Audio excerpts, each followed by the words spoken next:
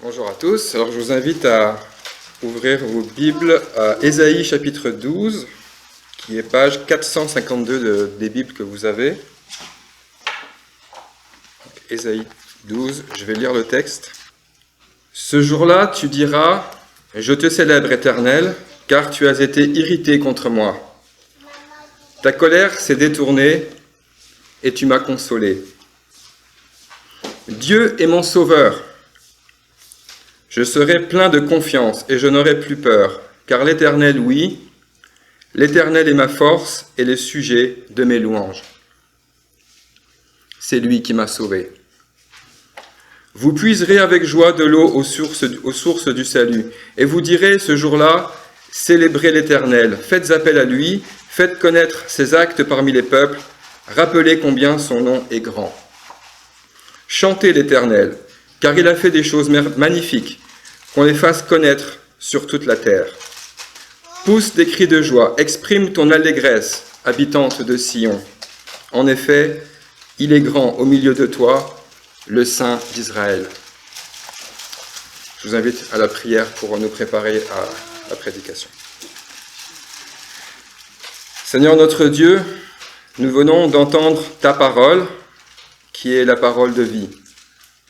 Seigneur, tu as parlé à Moïse et à ton prophète Ésaïe autrefois, et ton peuple n'a pas toujours voulu écouter. Mais tu es le même Dieu hier et aujourd'hui, et tu nous parles par ta parole encore aujourd'hui, pour nous avertir, mais aussi pour nous encourager. Seigneur Dieu, que cette parole fasse son œuvre dans nos cœurs, nous réconforte, nous transforme, et nous conduise à t'admirer, te louer, te rendre grâce et te servir dans ce monde où règne une culture de mort plus que de vie. Seigneur, avec Paul, nous prions que tu illumines les yeux de notre cœur par ta parole et par ton Esprit Saint ce matin, pour que nous sachions quelle est l'espérance qui est la nôtre en Jésus-Christ. Et c'est en Jésus-Christ, ton Fils bien-aimé, que nous t'en prions. Amen. Chers frères et sœurs, en notre Seigneur et Sauveur Jésus-Christ, en 1555, John Rogers a été le premier protestant anglais exécuté pour hérésie sous le règne de la reine Marie Ier, qui s'appelait Marie la Sanglante, Bloody Mary. En route vers le bûcher, alors que les flammes commençaient à le consumer, il chantait les psaumes.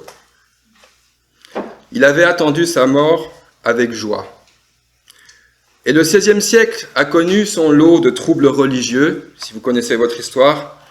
Les chrétiens, tant catholiques que protestants, vivaient dans la crainte. Mais ce qui est remarquable, c'est l'attitude de joie de Rogers au milieu de cette épreuve. C'est cette attitude que nous retrouvons dans le texte aujourd'hui, où Judas chante un cantique de joie au milieu des épreuves. Déjà à l'époque d'Ésaïe, le peuple de Dieu était dans une situation désespérée. La Syrie et Israël avaient conclu une alliance contre Juda. Et le roi Osias et son peuple étaient terrifiés. Juda sera finalement envahi et exilé, mais Dieu délivrera un reste par sa grâce, comme l'avait prophétisé Ésaïe. C'est cet acte puissant de salut de Dieu qui remplissait le cœur de John Rogers sur le bûcher. Et c'est une vérité qui correspond bien à un livre écrit par le prophète Ésaïe, dont le nom signifie « Dieu sauve ». Le thème de ce message sur Ésaïe 12 est donc le suivant. Dieu est notre sauveur. Nous célébrons cela comme la parole nous l'enseigne, avec une attitude d'action de grâce, deuxièmement d'allégresse, troisièmement d'ardeur. Facile à retenir, 3A, comme les batteries. Premier point, nous célébrons cela avec une attitude d'action de grâce. Mais tout d'abord, revenons un peu en arrière pour mieux comprendre le contexte. Le prophète Ésaïe a été envoyé par Dieu pour être le procureur de l'alliance. C'est celui qui au nom de Dieu, rappelle les exigences et les bénédictions de l'alliance à son peuple. Un peuple rebelle, rompant sans cesse les termes de l'alliance que Dieu avait conclue avec lui. Le livre d'Ésaïe commence par ces mots « Ciel, écoute, terre, prête l'oreille. En effet, l'Éternel parle. » En tant qu'envoyé de Dieu, Ésaïe engage une procédure judiciaire relative à l'alliance. Puisque le peuple s'est rebellé, il doit faire face au jugement. En effet, dans le Deutéronome, chapitre 30, au verset 17 à 19, où l'alliance est renouvelée à Moab, on lit « Si ton cœur se détourne de lui, résultat, vous périrez. J'en prends aujourd'hui à témoin contre vous le ciel et la terre. » Depuis que Dieu avait fait sortir son peuple de la maison de l'esclavage en Égypte, celui-ci n'avait cessé d'enfreindre les termes de l'alliance. Moïse n'a pas le temps de redescendre du mont Sinaï que le peuple a fabriqué le veau d'or. Dans le désert, un peu plus tard, le peuple se plaint encore contre Moïse et Dieu. Ensuite, quand Dieu leur donne la terre promise, ils continuent à adorer des dieux étrangers, à tolérer l'injustice, à forger des alliances avec des puissances étrangères, à mépriser la provision de Dieu, comme le roi Achaz, qui a cherché le secours auprès de l'Assyrie, la grande puissance, plutôt que de celui de Dieu. Dans ce contexte, Ésaïe prophétise l'exil, mais au-delà de l'exil, l'espoir et à terme, le salut, comme nous le voyons dans ce chapitre 12. Ce chapitre 12 est le cantique ou le chant de clôture de la première partie du livre d'Ésaïe. Les 11 premiers chapitres donnent un aperçu du péché du peuple d'Israël et du jugement qui s'abat sur lui par le moyen de la puissance impériale assyrienne, mais aussi on y voit l'émergence d'un reste, un rameau poussant de la souche d'Isaïe, comme le dit le chapitre 11, verset 1. Et avec Ésaïe 12, le ton change. C'est un véritable psaume d'action de grâce et de joie, car il exprime l'attitude que le peuple manifestera au jour du jugement de Dieu. Le complément, ce jour-là, fait le lien avec les chapitres précédents. Et on remonte jusqu'au chapitre 2, verset 11, qui désigne le jour où Dieu jugera les impies, mais apportera le salut aux justes. Le verset 1 nous dit « Je te célèbre, Éternel ». Le prophète Ésaïe s'exprime ici en tant que représentant du peuple de Dieu. Ce jour-là, le peuple célébrera, ou d'autres traductions disent rendra grâce, en confessant son nom. Voilà ce qu'il fera. Pourquoi ? Car tu as été irrité contre moi, mais, on peut ajouter mais, ta colère s'est détournée et tu m'as consolé. Il s'agit là d'une sainte colère. Dieu n'est pas en colère à notre manière, comme quand on n'a pas ce qu'on veut, par exemple. Israël a enfreint à multiples reprises l'alliance de Dieu. Dieu était en colère contre eux, à juste titre. Et les lèvres d'Ésaïe et du peuple méritaient un châtiment. Mais Dieu a néanmoins décidé de détourner sa colère afin de les consoler. Ce qui pousse le prophète à dire au verset 2, « Dieu est mon sauveur ». Dans ce verset, Ésaïe développe l'idée que Dieu a détourné sa colère, comme on l'a vu. Il ne s'agit pas simplement d'oublier une offense. Dieu est le Dieu qui a sauvé son peuple. Au cours de l'histoire, lorsqu'il a délivré les Égyptiens d'Égypte, puis plus tard de l'Assyrie, des puissances de Babylone après l'exil, et plus tard en Christ, en sauvant son peuple pour la vie éternelle. Le sauveur, ou le salut, comme on peut le traduire aussi, c'est Yeshua, qui veut dire Jésus, le Christ, le sauveur. Dieu est la source et l'initiateur du salut, comme Ésaïe nous le dit dans le chapitre 49, verset 8. Faisant écho à la consolation du verset 1, Ésaïe déclare ensuite « Je serai plein de confiance et je n'aurai plus peur ». Affirmer que Dieu est notre salut ou notre sauveur transforme nos sentiments.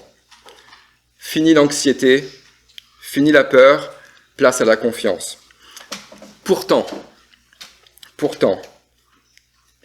même si nous savons que Dieu est notre salut et que nous goûtons sa providence, nous pouvons encore nous sentir anxieux, stressés, coupables. Le changement ne se produit pas du jour au lendemain, mais sur le long terme. Ne nous laissons pas accabler par des sentiments négatifs tenaces. Notre véritable problème, ce ne sont pas nos sentiments, mais notre culpabilité devant Dieu. Mais en Christ, nous bénéficions du pardon gratuit de Dieu. Et le verset 2 continue, « Car l'Éternel, oui, l'Éternel est ma force, et le sujet de mes louanges, c'est lui qui m'a sauvé. » Le prophète affirme ici qu'il sait, comme nous le savons aussi, qu'il est fort en son Dieu.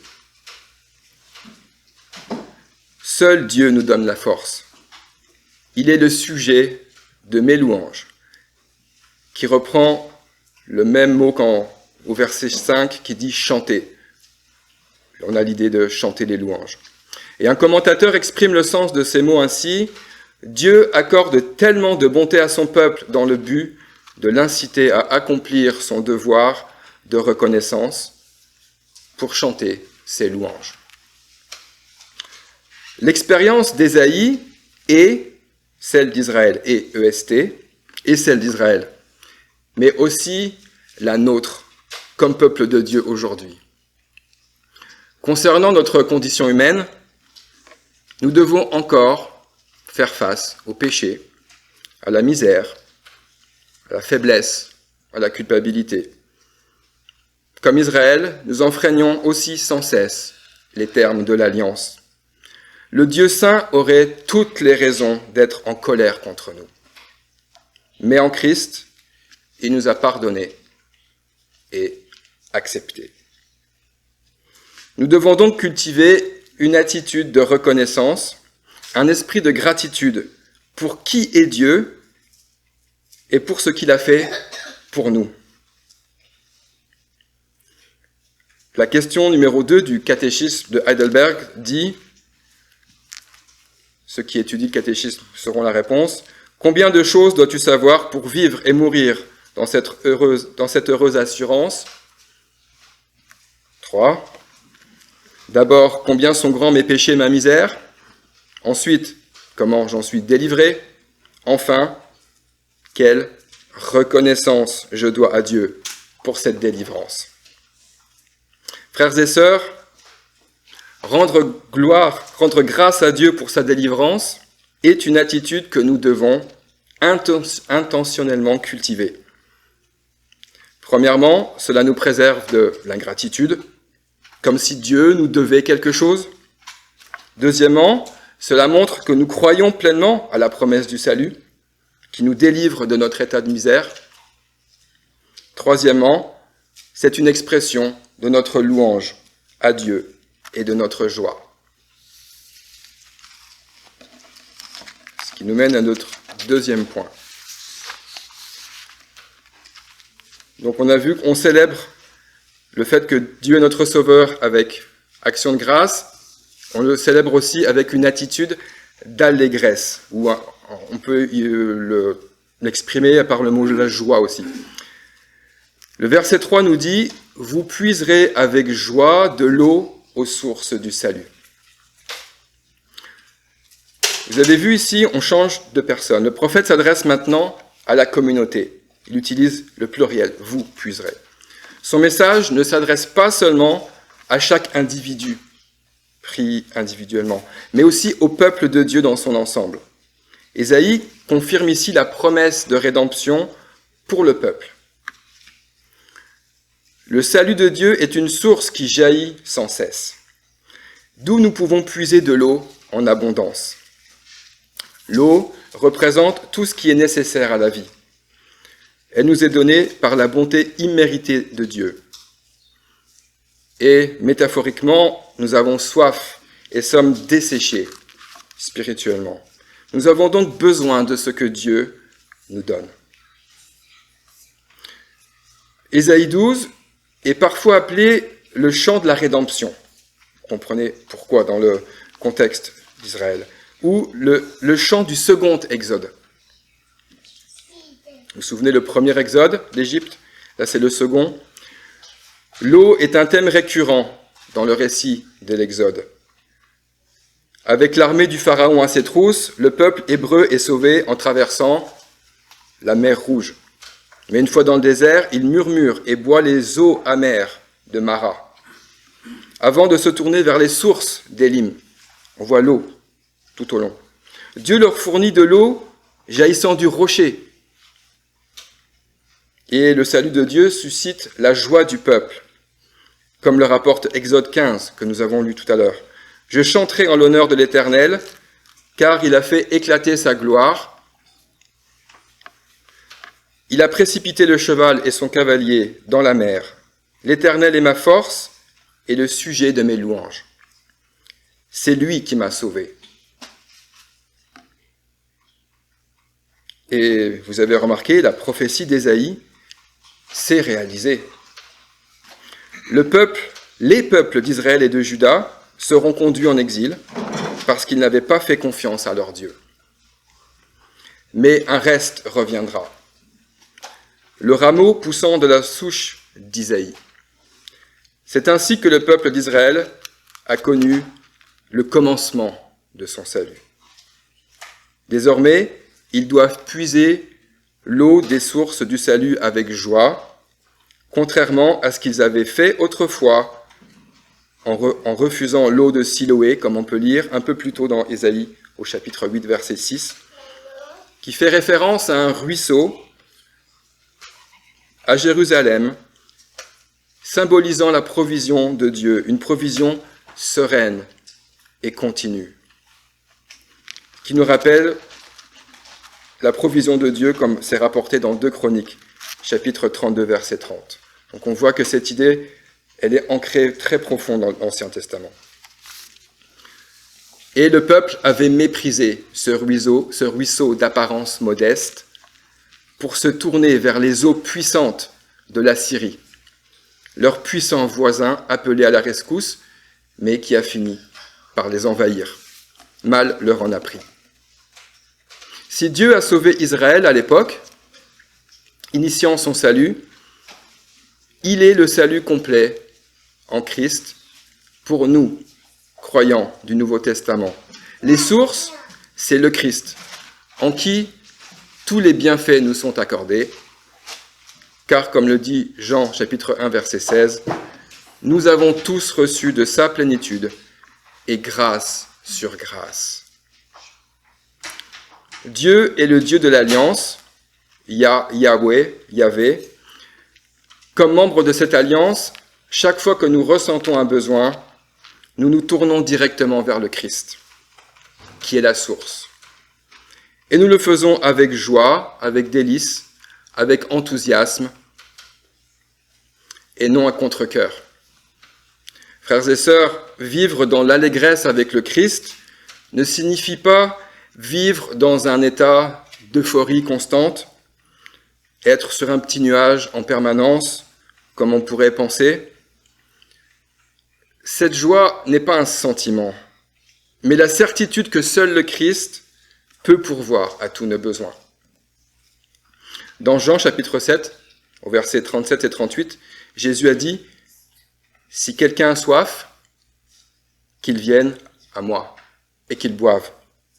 Celui qui croit en moi, des fleuves d'eau vive couleront de lui, comme l'a dit l'Écriture. » Jésus est le véritable temple d'où jaillissent les eaux du salut. Frères et sœurs, avez-vous soif aujourd'hui? Physiquement peut-être, il fait un peu chaud. Dans ce cas, de quoi votre corps a-t-il besoin? D'un verre d'eau fraîche ou d'un litre de coke? L'eau est préférable et boire un verre tranquillement, un verre à la fois, ça vaut mieux que de boire directement au boyau de pompier, parce que ça peut être traumatisant. Mais au-delà de cela, avez-vous soif de quelque chose de plus que votre soif physique? Est-ce que vous aspirez à quelque chose de plus désaltérant? Très probablement oui. Alors, posons-nous la question, comment étanchons-nous notre soif, cette soif que nous avons? Est-ce que nous puisons de l'eau dans les sources sans fond de nos smartphones et de Facebook? Est-ce que vous buvez les eaux putrides de la pornographie? Est-ce que nous nous abreuvons à la source des spiritueux, des boissons alcoolisées, paradoxalement appelées eau de vie? Ou courons-nous vers notre Sauveur, sachant qu'il est le seul salut véritable, éternel et non temporaire, qui peut réellement étancher notre soif? Ce qui nous amène au troisième point. Nous célébrons cela avec une attitude d'ardeur. Les versets 4 à 6 nous disent « Et vous direz ce jour-là, célébrez l'Éternel, faites appel à lui, faites connaître ses actes parmi les peuples, rappelez combien son nom est grand. Chantez l'Éternel car il a fait des choses magnifiques, qu'on les fasse connaître sur toute la terre. Pousse des cris de joie, exprime ton allégresse, habitante de Sion. En effet, il est grand au milieu de toi, le Saint d'Israël. » On retrouve ici les éléments d'action de grâce et de louange qui sont répétés, tout comme l'idée d'allégresse. En effet, rendre grâce, louer Dieu et se réjouir ne se limite pas à un événement ponctuel lorsque quelque chose de bon nous arrive. Cela doit être une attitude permanente dans notre vie. Et ici, il utilise le pluriel encore, vous direz, qui indique que le peuple devait se proclamer les uns aux autres. En ce jour-là, vous le peuple, chacun les uns aux autres, vous vous direz célébrer. Mais dans ces versets, Ésaïe introduit aussi un nouvel élément, à savoir une attitude d'ardeur. On peut dire aussi de zèle, un désir enthousiaste de proclamer les œuvres de Dieu aux nations. Il dit « Faites connaître ses actes parmi les peuples, qu'on les fasse connaître sur toute la terre. » Il y a ici un lien avec le grand mandat donné par le Seigneur Jésus-Christ de faire de toutes les nations des disciples. Un passage que l'on connaît bien dans Matthieu 28. Mais il faut se rappeler que dans l'Ancien Testament, Israël n'envoyait pas de missionnaires. Le peuple était destiné à être une lumière pour les nations. Comme Israël avait été exilé et dispersé à travers le Moyen-Orient, il se trouvait parmi les nations qu'il avait conquises. Par exemple, les Mèdes ou les Perses. Et les nations se trouvaient aussi parmi eux. Il y avait aussi des non-croyants, des païens parmi le peuple d'Israël. Le peuple devait être un témoignage de la fidélité de Dieu en se souvenant et en célébrant tous les actes puissants qu'il avait accomplis pour eux. Et cette exhortation, par laquelle les Juifs témoignaient de leur gratitude, s'applique également à l'Église du Nouveau Testament, nous, aujourd'hui. Jean Calvin, le réformateur français, a écrit que l'œuvre de délivrance de Dieu est si admirable qu'elle doit être proclamée d'abord aux Juifs, puis au monde entier. L'exhortation à faire connaître les œuvres de Dieu parmi les peuples peut être considérée comme un précurseur de la prédication de l'Évangile. Tout comme le peuple d'Israël devait rendre grâce au Seigneur, nous rendons grâce à Dieu pour l'œuvre du Christ qui nous conduit à proclamer la bonne nouvelle de Jésus-Christ. En effet, la portée de ce texte d'Ésaïe 12 ne se limite pas au contexte du 8e siècle avant Jésus-Christ, mais s'étend à l'ensemble du règne de Christ. Nous devons aujourd'hui annoncer l'œuvre glorieuse de Dieu qui a envoyé son Fils pour nous réconcilier avec lui, car Dieu a tant aimé le monde qu'il a donné son Fils unique, afin que quiconque croit en lui ne périsse pas, mais ait la vie éternelle. Et là, vous avez reconnu Jean, chapitre 3, verset 16. Et comme l'a dit un auteur, la raison pour laquelle les missions chrétiennes écriront le dernier chapitre de l'histoire, c'est la grande présence de Dieu auprès de son peuple, le Saint d'Israël. Le Saint d'Israël, au verset 6, c'est le nom caractéristique qu'Ésaïe donne à Dieu, qui indique que Dieu n'est pas simplement un Dieu parmi d'autres, comme on peut en avoir dans différentes nations, mais qu'il est saint, unique, le Dieu d'Abraham, d'Isaac et de Jacob. Concrètement, qu'est-ce que cela signifie pour nous aujourd'hui? Pour vous ce matin, pour moi, puisque nous sommes sauvés par l'œuvre du Christ, eh bien, nous devons annoncer cette bonne nouvelle au monde entier. Impossible de garder le silence. En fait, proclamer la bonne nouvelle n'est pas une option. C'est un commandement biblique. On le sait, intellectuellement, mais quelle est notre attitude? L'évangélisation, c'est seulement pour les personnes qualifiées, pour les pasteurs, les missionnaires. On peut aussi penser ne pas avoir la bonne personnalité. Après tout, je sers l'Église d'une autre manière. On peut même hésiter à parler de notre foi avec nos collègues, au travail, à l'école, ou nos voisins, par crainte du jugement ou du rejet. Ça se comprend. Mais comme disciples du Christ, nous sommes appelés à sortir de notre zone de confort. Et cela peut être douloureux, c'est vrai. Mais il existe différentes façons de s'engager dans l'évangélisation, à chacun selon ses dons. Oui, vous pouvez aller à la rencontre des gens dans la rue, vous pouvez aussi prier pour les nations. La prière est bien souvent oubliée. Vous pouvez soutenir l'œuvre missionnaire, vous pouvez simplement inviter un ami à l'église. Car le Saint d'Israël est grand au milieu de nous. Frères et sœurs, Dieu est notre Sauveur. Reconnaissons que nous sommes sauvés par la grâce seule, par le sang du Christ. C'est pourquoi nous devons également reconnaître notre incapacité totale à faire quoi que ce soit pour améliorer notre sort. Le Dieu qui a délivré Israël de l'Égypte et de la captivité est le même Dieu qui nous délivre de la puissance du péché et à la fin de la damnation éternelle.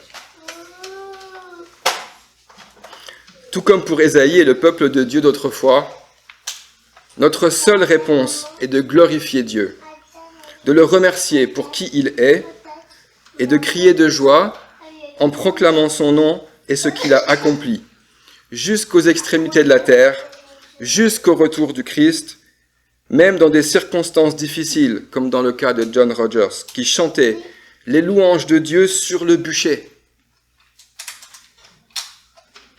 Terminons par ces paroles d'Apocalypse 14, où, dans la plénitude des temps, les saints rassemblés rendent gloire à Dieu sur la montagne sainte. Je regardai et je vis l'agneau debout sur le mont Sion, et avec lui 144 000 personnes qui avaient son nom et le nom de son Père écrit sur leur front. J'entendis du ciel une voix qui ressemblait au bruit de grosses eaux, au grondement d'un fort coup de tonnerre. Le son que j'entendis était aussi comme celui de joueurs de harpe jouant de leur instrument. Ils chantaient un cantique nouveau devant le trône, devant les 4 êtres vivants et les anciens. Amen.